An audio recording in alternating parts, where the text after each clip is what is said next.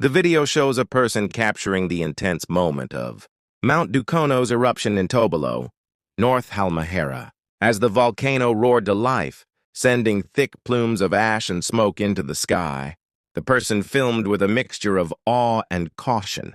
Despite the growing intensity of the eruption, they remained focused, capturing every moment of nature's raw power unfolding before their eyes.